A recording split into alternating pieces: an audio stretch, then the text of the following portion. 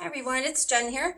Today I want to talk about shin splints. So anybody who is starting off with a new running, jogging, or walking program might be experiencing shin splints, which is defined as pain through the lower part of the front of your leg.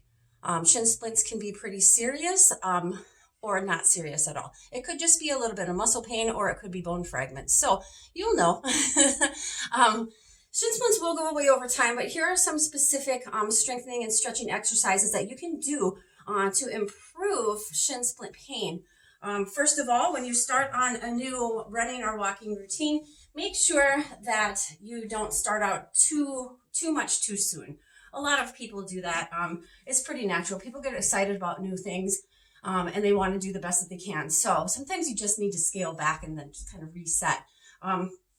To strengthen the muscles for shin splints, what you want to do is towel scrunches. So I have bare feet for a reason. I'm going to take this little towel right here, right between my toes, and then I'm going to scrunch it.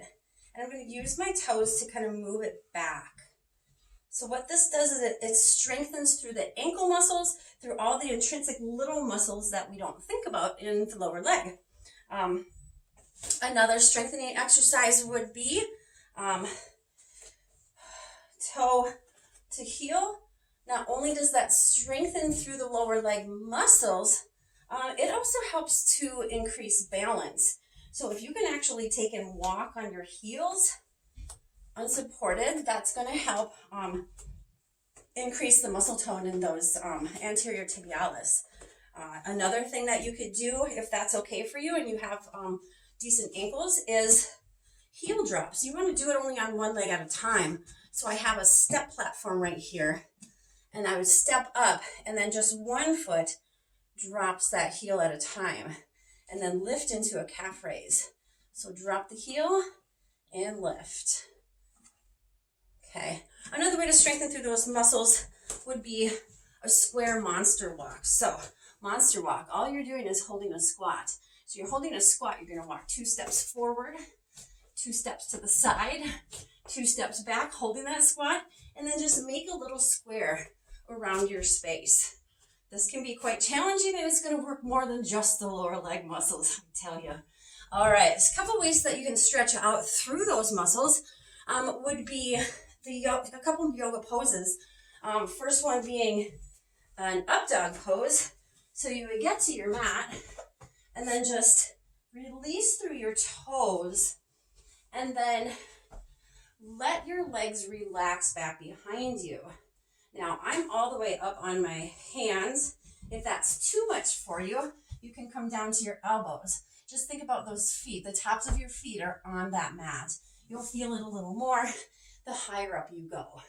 Now, another way to stretch through those muscles would be the yoga hero pose, which is simply sitting back on your legs. Now, this might be a little bit much for some people.